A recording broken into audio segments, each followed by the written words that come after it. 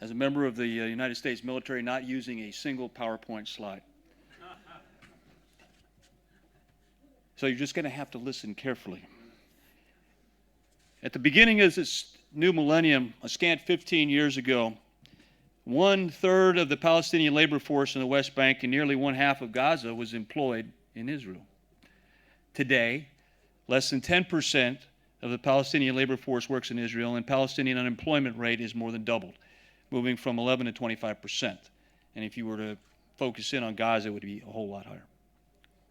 All right, so how does this dramatic drop in employment opportunities correlate with the security measures necessary to enable a sustainable economic environment? Asked another way, can enforced separation remain viable as Israel's long-term strategic security policy, considering the growing Palestinian economic instability? Older generations remember the relative ease with which you could visit families in other areas in the West Bank or simply get to work without hours of delay.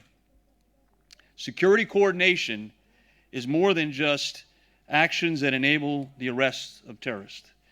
It's about enabling the conditions conducive for people to be productive members of society. It's easy to understand why we would view freedom of movement of individuals in terms of security concerns rather than about economic and social impacts on their societies. But if certain restrictions provide a near-term effect of decreased numbers of attacks in an area, the question I have is, what are the unintended long-term consequences of this on law-abiding citizens? So I'm the fifth United States Security Coordinator for Israel and the Palestinian Authority. When nominated, I was told that this was a pretty straightforward job and that I should be able to wrap it up in almost no time at all. So I've been here for a whole 7 months, and I've had to report back to headquarters that it's going to take me a while. My mandate here via the Middle East Roadmap encompasses 3 things. Consult with Israel and Palestinian officials, regarding security cooperation between Israel and the Palestinian Authority. 2, develop concepts for third-party assistance for restructuring and training Palestinian Authority security forces. And 3, advise the Palestinian Authority on restructuring and training its security services to ensure accountability to the elected Palestinian officials and act effectively to counter terrorism and disarm terrorist infrastructure and enforce the rule of law.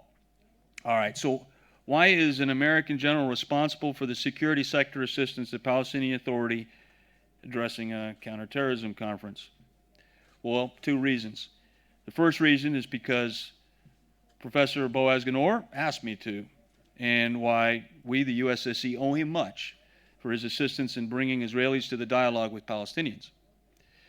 The second reason, which fits, I think, more in the thematics of this conference, is that countering violent extremism and terrorism requires an integrated whole-of-government strategy, and that's our approach. Some view counterterrorism mostly through the lens of direct action, where specialized response teams prevent harm to the nation's populace.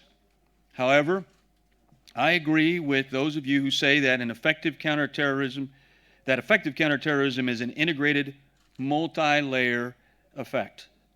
Our team, established 10 years ago in 2005, works in conjunction with U.S. interagency partners, the international community, and, importantly, the Israelis, to shape initiatives that build Palestinian security force capabilities in support of the whole-of-government efforts that extend beyond security and into the broader economic, development, and political arenas.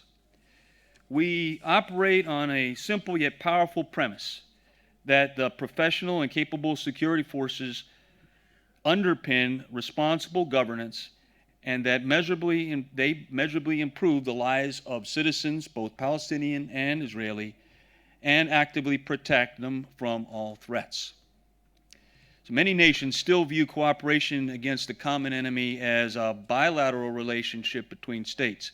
And I agree with you, many of you, that it takes a network to defeat a network. So prevention of terrorism and the growth of extremist ideology is a regional effort focused on coordination and building networked professional security forces.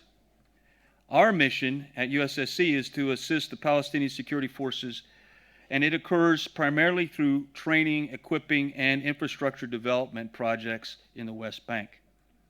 Most of our training and security forces primarily take place in the Jordan International Police Training Center and the Palestinian Authority Central Training Institute in Jericho. Concurrently, multiple partners, including the State Department's Bureau of International Narcotics and Law Enforcement, assist the larger Palestinian Authority criminal justice system to conduct more thorough investigations and prosecutions of terrorist-related activities, among other criminal acts, and ensure the safe incarceration of those held for trial or after convictions of their crimes. Jordanian officials, Israeli military, and the Palestinian leadership that I speak with all the time continue to note improvements in the capacity and the performance of the Palestinian Authority security forces, and they cite it as major contributors to improving security environment in the West Bank, when the security situation could have been worsened by following recent events. It did not. The world has changed markedly in the last 20 years. Changing dynamics of international relations, population demographics, technology, and the rise of non-state actors permeate the world stage, but methods to address violent extremism have not kept pace. Today's threat is motivated by many sources. The rapid population growth in Africa and the Middle East, regions that face resource shortages, struggling economies, and deep social fissures, often allow extremist groups to recruit. Paradoxically, I would offer cautiously here in Israel, Palestinian extremism is amongst the other things that fuel the current security situation between Israel and the Palestinian Authority.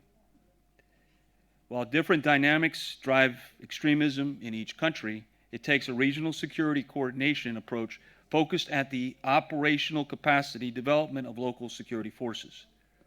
Today, with security partners in the region, we should develop networks that address the threat and mobilize all available instruments of national power.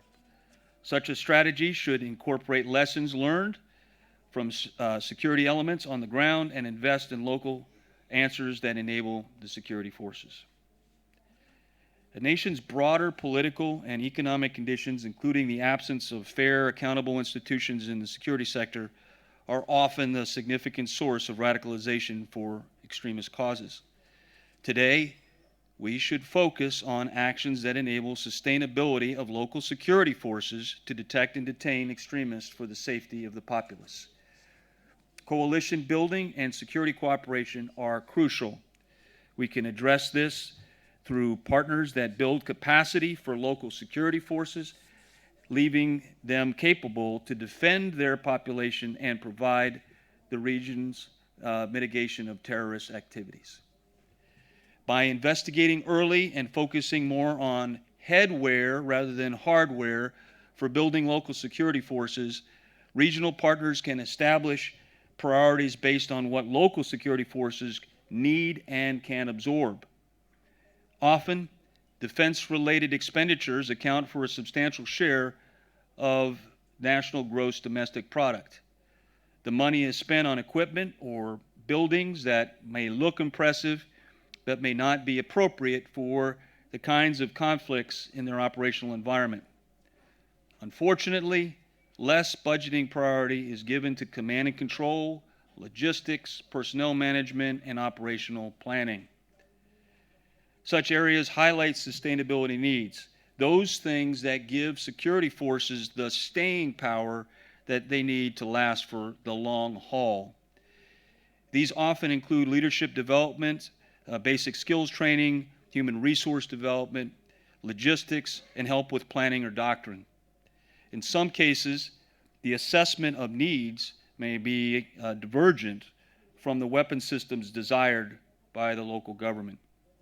A recent RAND study highlights specifically security assistance programs focused on building human capacity rather than the raw kinetic capabilities are some of the most effective tools for achieving sustainable reforms in the security sector and civil-military relations. Identifying willing partners and investing early, i.e., before the crisis, provides trainers the opportunity to develop partner forces. By addressing these needs, security forces develop the capacity for sustained operations to fight threats. As the United States Security Coordinator, one of my main focus areas is institutional capacity development of the security forces. This encompasses human resources, maintenance and logistics, and information technology. My team and I work on the professional development of the security forces through training programs that are focused on planning and strategic development techniques for leaders. These activities enable a sustainable and reliable force that can assist in regional security. Coordination is another important aspect of my duties. As the senior U.S. official in the region, U.S. military official, I might add, the unique national investment of a 3-star officer is critical to the mission. The ability to meet with regional security officials, ambassadors, foreign representatives, and international organizations, they increase the potential effectiveness of finding methods to address security development. I've been very fortunate in the past 7 months to meet thoughtful, clear-thinking, intellectually provocative leaders, diplomats, and academicians from this region and the international community. The ability of this networked approach depends on trust. National interests will always be paramount in counterterrorism operations. However, the sharing of operational best practices relies on trust. Trust is one of the only commodities that is easily touted by security professionals, but is only earned through performance. As mentioned earlier, a trained professional force provides the basis for internal security, but to address the broader spectrum of current regional forces, we should collaborate on best practices and techniques. Countering terrorism and violent extremism is, by necessity, both a national imperative and a collective, multinational effort. It requires a focus on coordination and building sustainable, professional security forces through multiple partners. The changing dynamics of international relations, population demographics, technology, and the rise of non-state actors transform the way we view security coordination.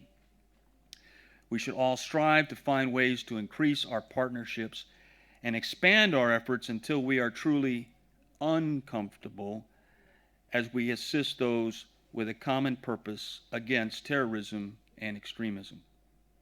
In the end, it is not just the security forces we're improving, but the conditions of the population it is protecting and the education, economic, and job opportunities available to them. Only when you truly weaken, reduce, and ultimately eliminate the source of corrupt passion that feeds on the misery and discontent of those whose lives we failed to improve will we truly make a difference. I pray that our collective efforts make that difference. Thank you. Toda.